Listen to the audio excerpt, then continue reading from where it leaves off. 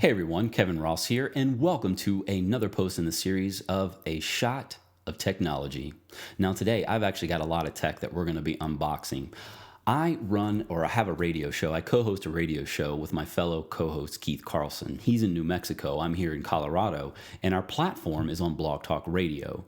Things are going quite well for us, and we really want to thank the community for that. However, we kind of want to step the game up, and part of it has to do with my end here, because I have a lot of great technology here in my home studio. So I choose to actually run the show or co-host the show in my home studio because of all the technology I have available here. It's better than what I have at my office, and I also have a much better internet connection here. So that being said, I really have to up the game. Reason being, I run the show, or I co-host the show through my Mac, and then I have a Blue Yeti microphone. Now, no matter how much I tweak the settings, it can still pick up background noise. I've got 3 boys in the house, and so they're getting older, they're getting louder, and when we actually broadcast the show, they're home. So it's nothing that we do during the day that I'm able to do this without them around, except, as the show grows, we might have more and more shows, and hopefully I can have them out of the house when I broadcast. However, to make this more successful, more polished, I've invested in a few pieces of technology to make this happen. I'll continue to use the Blue Yeti for various projects, but again, it's a great mic, but it's not enough to, no matter what settings I do, no matter what foam boards I put up, it still picks up the noise that's in the house. I went ahead and invested in the Audio Technica BPH S1 series broadcast headset. However, here's the thing. You can't just plug this in directly into the computer without a few little tweaks, because this is an XLR type of plug, professional plug, basically. These are, and I'll explain all of that when we unbox. I got a lot of reviews, or went through a lot of reviews and got some feedback and talked to some folks about these headphones, and they essentially use these at sporting events where there's a lot of noise around, and they're still able to pick up just basically their noise. I mean, there's a little bit of noise, but it's not going to be like my kids are going to be bouncing on my desk or off the walls. So I'm hoping that this is actually going to dampen that sound, and so it'll just be, the mic will be right here, just picking up my voice, and everything else will be noise canceling. So to make that happen with the plugins, instead of going with an XLR to USB adapter, I went ahead and invested in the Mackie 402-VLZ3 compact mixer. And so the headphones will actually plug in right in over here. And again, I'm going to do all this unboxing and explain that. So I'll be able to run that. So plug the headphones into this. And then, of course, I'll be able to then, my next piece of technology, it's like a daisy chain here. I have the U-Control UA222, and essentially what this is, I'm with the help of these cables that I've got these cables that came with the pack. I've got a stereo breakout 3.5 millimeter to dual 1/4 inch, and then I also have a stereo interconnect, dual 1/4 inch to dual RCA here. So all of these cables were actually fairly expensive, and again, it kind of came as a package. And then I'll be able to plug in through this, and then this will allow me, because it's USB, to go right into the computer. So I can actually plug the mixer right in the computer. Now, yes, you can get a mixer that already has the USB built in, but that capability. However, I wanted to go this route because I figure if I can use this controller for various other things as well. So I kind of wanted that flexibility. So why don't we go ahead and dive in here, and we'll see what we've got in these boxes. All right, so let's go ahead and dive into the packaging. Of course, we have the standard bubble wrap, which again, I appreciate companies doing that because I'd like my technology to be protected. Now, the boom mic that comes with it has a foam cover, and then there are 2 additional covers that Audio Technica sends out, along with a pin that screws in for the detachable cord, and I'll show you that in just a moment. Now, what I went ahead and did is put this on a mannequin's head so that you could really see it, and per Audio Technica, this is natural, highly intelligible stereo reproduction.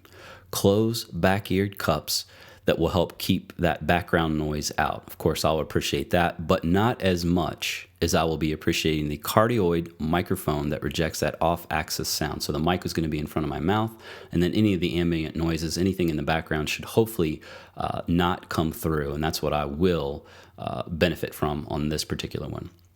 All right, so that pin I was telling you about, you just unscrew that, and then essentially that cord can be detached from the headset. Now, this is a great thing because think about how many times you've stepped on your headphones, pulled them, yanked them, you shorted the cord out, but yet it's not detachable, so your headphones are pretty much unusable after that point. There's the XLR jack, and then of course the 1/4 inch that will go into the mixer. Now, this particular headset that boom mic swivels over, so you just flip the headphones around and it swivels over so that you can have it on the left or the right. It's a beautiful thing if you have a co-host on your left or your right, and you can kind of switch it up so that it's not in your way. So I really like that as well. All right, so next up here we have the Mackie 402-VLZ3. Of course, looks like we have the manual that sits on top, and I'll get started with that because I'll definitely need to read up on mixers. I'm not very experienced with mixers. Very good packaging here. Looks like we've got the foam on each side, and it looks like it's packed in plastic, but it's almost like not vacuum packed, but there's like a bubble. Now this is the power brick, and I know how much we all love the power bricks. So it looks as if, oh yeah, okay. So what they did was, there's the input into the mixer itself. Of course, standard plug, which I really like that. I mean, you've got the brick there, but I like the fact that it's a standard plug and it won't take up a lot of room on the power strip. All right, so let's dig in here, pull out the foam. And again, it looks like it's just wrapped in this plastic, but there's air in there. Again, good job, Mackie. Now, here's the thing. What they have done, this is solid. I mean, it states it is built like a tank. It is a rugged steel chassis. I mean, this is not some plasticky, lightweight product here. It's got a mic stand underneath of it, and you can actually prop it up on a mic stand. There's the power input, or at least where the cord comes from, and the power switch. Of course, what we've got here, we have got a mic 1 and mic 2, line 1 and line 2 over there. Now, the 402-VLZ3, it's equipped with 2 mono mic line channels, 1 stereo line input channel, and this has a total of 4 input channels. The mic channel, as Mackie says, it features an XDR2 mic preamp, and then it says that it delivers pure, clean, and studio-grade sound with obviously incredibly wide frequency range, as stated in the manual. Of course, especially on the low end, and then of course extremely high on those higher gain settings. It offers incredibly low noise, amazing RFI rejection, and 60 dB of available gain per channel. And also, too, each mic line channel has phantom power, an input gain, and an instrument switch, sharp 18 dB octave high hertz low cut filter, 2-band EQ, stereo pan switch, and level control. The stereo line input channel simply has a level control. Okay, so what we have up here last is the Behringer U-Control UCA222. This is an ultra low latency 2-in and 2-out USB audio interface with digital output. Now, this will actually be coming from the mixer. The mixer will actually plug into that. And of course, there's a USB cable that will plug right into my Mac. I already plugged it into the Mac and it recognized it. So this is Mac and PC compatible. Now, there is a line in, so left and right input RCA. There is a RCA left and right output, optical output, and then of course a 3.5mm headphone jack on the other side with a volume toggle. There's also a small red LED that lights up, and it did when I plugged it into my Mac.